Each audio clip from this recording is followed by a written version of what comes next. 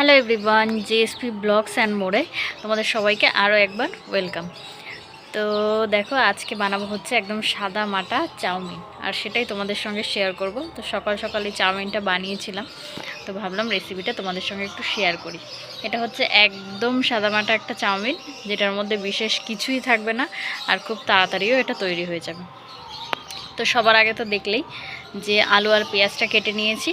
এবার কড়াতে আমি একটু জল দিয়ে দিলাম চাউমিন সেদ্ধ করার জন্য, দিয়ে একটু লবণ দিলাম, দিয়ে তার মধ্যে চাউমিনগুলো এখন দিয়ে দিচ্ছি, দিয়ে এটাকে একটুখানি এবার ঢাকা দিয়ে দেবো। চাউমিনটা একটু বেশি করেই বানাবো, বাড়ির সবাই যেহেতু খাবো তার জন্য চাউমিনটা একটু বেশি করেই বানাবো। তো এই যে দেখো, চাউমিন কিন্তু অলরেডি সেদ্ধ করা হয়ে গেছে। তো এবার এই পাশে ছোট একটা কড়াই নিয়ে নিয়েছি, কড়াইয়ের মধ্যে দিয়ে দিলাম হচ্ছে তেল, দিয়ে এবার এর মধ্যে আমি আলু দিয়ে দিলাম। আলুগুলোকে ভালো করে একটুখানি নাড়াচাড়া করে নেব। তো তোমরা তোমাদের ইচ্ছা মতো দিও, যেরকম খাবে আর কি, পরিমাণ অনুযায়ী। আমার একটু আলুটা নেওয়া একটু কমই হয়ে গেছিলো, আর একটু হলে ভালো হতো।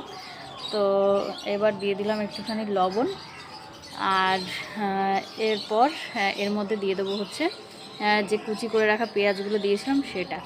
এই চাউমিন কিন্তু তোমরা বাচ্চাদের টিফিনে অনায়াসেই দিতে পারো, একদম সাদামাটা চাউমিন। যেহেতু আমরাও ছোটোবেলায় এই চাউমিন নিয়েই স্কুলে যেতাম, ভালো করেই মনে আছে। তো এটা খেতেও কিন্তু খুব টেস্টি হয়।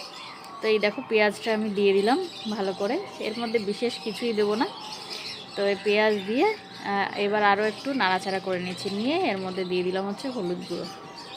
ব্যাস, এইটুকুই, এছাড়া কিন্তু এর মধ্যে আর কিছুই যাবে না। এবার এটাকে একটু ভালো করে নাড়িয়ে চাড়িয়ে সব কিছুর সাথে মেশানো হয়ে গেলে মোটামুটি ঢাকা দিয়ে দেবো। ঢাকা দিয়ে 20-25 মিনিট রাখবো, রেখে তারপর ঢাকাটা তুলে দেখাচ্ছি তোমাদেরকে। এই দেখো, ঢাকা তুলে আলুটাও সেদ্ধ হয়ে গেছে, পেঁয়াজও হয়ে গেছে, মোটামুটি পুরোপুরি ভাজা কমপ্লিট আমার। তো এটাকে আমি এবার সাইডে রেখে দেবো, রেখে দিয়ে আর তুলবো না, সাইডে রেখে দিয়ে এবার পাশে যে কড়াইটাতে চাউমিন বানিয়েছিলাম, সেদ্ধ করেছিলাম আর কি, সেই কড়াইটাতেই আমি তেল দিয়ে দিলাম, দিয়ে এবার একটা ডিম ভেজে নেব। তোমরা তোমাদের ইচ্ছা মতো 2-3টে যে যেরকম পছন্দ করো সেরকম দেবে। আমি একটাই ডিম দিলাম, দিয়ে এবার ডিমটাকে একটুখানি ভাজা ভাজা করে নেব।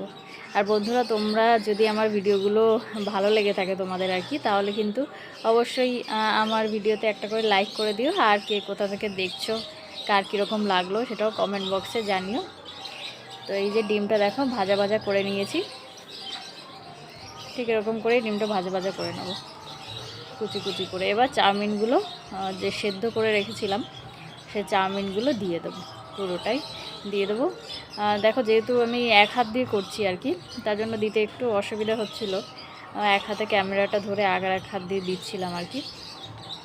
তো এই যে চাউমিনটা এবার পুরোটা দিয়ে দিলাম। আর বন্ধুরা, যারা যারা আমার চ্যানেলটি আজকে প্রথমবার দেখছো, আমার চ্যানেলে নতুন, আমার ভিডিও প্রথমবার আজকে দেখছো, তারা যদি আমার ভিডিওগুলো তোমাদের ভালো লেগে থাকে তাহলে আমার চ্যানেল সাবস্ক্রাইব করে আমার পাশে থেকো। তো এই দেখো, এবার এই সাইডে ভেজে রাখা যে আলু আর পেঁয়াজ ভেজে রেখেছিলাম সেটাই এবার দিয়ে দিচ্ছি চাউমিনের মধ্যে, দিয়ে এটাকে শুধু একটুখানি নাড়িয়ে চাড়িয়ে নেব। তো এই যে নাড়ানো চাড়ানোর পর চলে আসলাম, পুরোপুরি রেডি আমার চাউমিন।